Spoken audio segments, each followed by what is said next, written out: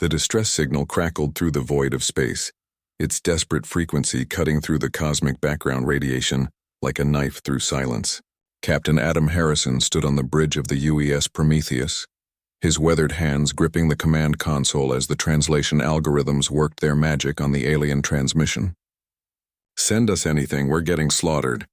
The voice that emerged from the speakers was unmistakably filled with terror, the universal language of desperation transcending species barriers.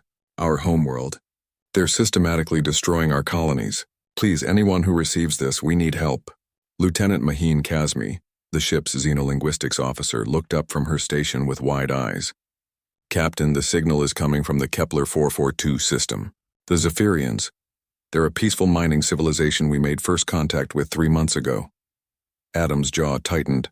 The Zephyrians had been humanity's first successful diplomatic contact with an alien species. Their crystalline cities and gentle nature had reminded many humans of what Earth might have been like without millennia of warfare. Now someone was hunting them to extinction. "Ma'am, we're detecting massive energy signatures in the Kepler system," reported Ensign Torres from the sensor station. "Multiple unidentified vessels at least 50 times larger than anything in our databases." Maheen's fingers danced across her console, analyzing the intercepted communications. "Captain, I'm picking up fragments of the attackers' transmissions. They call themselves the hegemony of chains. From what I can decipher, they view the Zephyrians as livestock." The bridge fell silent except for the hum of the ship's systems. Adam had seen enough war in his 30 years of service to recognize genocide when he heard about it. The hegemony wasn't just conquering, they were harvesting. "How long until we reach the system?" Adam asked. "At maximum warp 18 hours, the navigator replied. "We'll be too late," Maheen said quietly, studying the tactical readouts. The Zephyrian defense fleet consisted of mining barges with jury-rigged weapons. Against this hegemony, she trailed off, the implications clear. Adam stared out at the stars, his mind racing. The Prometheus was an exploration vessel, not a warship. Against 50 ships the size of space stations, they would be little more than an irritant. But then again, humans had always specialized in being irritants. "Maheen, patch me through to Earth Command. Priority Alpha." The holographic display flickered to life, revealing Admiral Chen's stern face. "Captain Harrison, we've been monitoring the situation. I'm afraid the Zephyrian system is outside our jurisdiction." "With respect, Admiral," Adam interrupted. "Genocide doesn't recognize jurisdictional boundaries. These beings asked for our help." Admiral Chen was quiet for a long moment. "What are you requesting, Captain?" "Permission to respond to their distress call." "Harrison, you're commanding a science vessel against a hostile armada. It would be suicide." Adam glanced at Maheen, who was nodding almost imperceptibly. "Admiral, humans have a saying. The cavalry always arrives. Maybe it's time we lived up to that reputation." Another pause. Then Admiral Chen smiled grimly. "Very well, Captain. Consider this your authorization to improvise. Chen out." As the transmission ended, Adam turned to his crew. "All hands, prepare for emergency warp to the Kepler system. And someone wake up Chief Engineer Rodriguez. Tell him we need every trick he's ever learned about pushing our engines past their limits."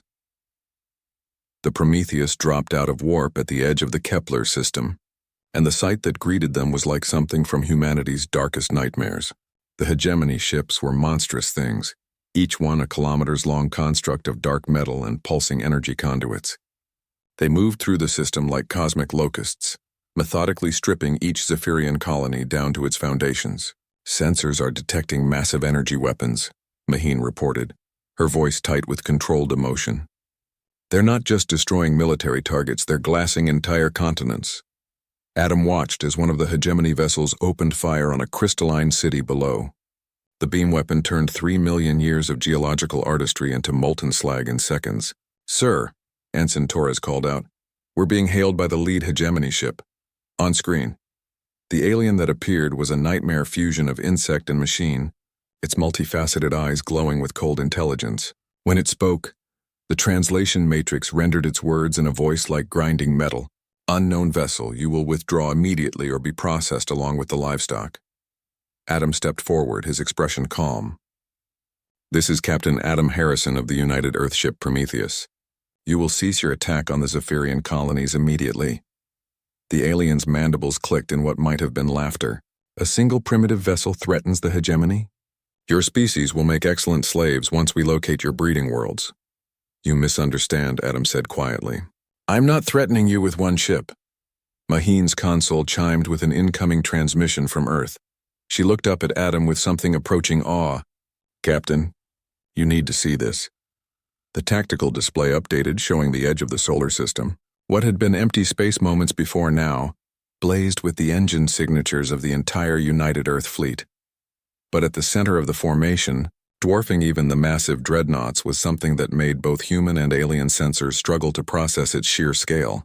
The UES Leviathan had never been intended for combat.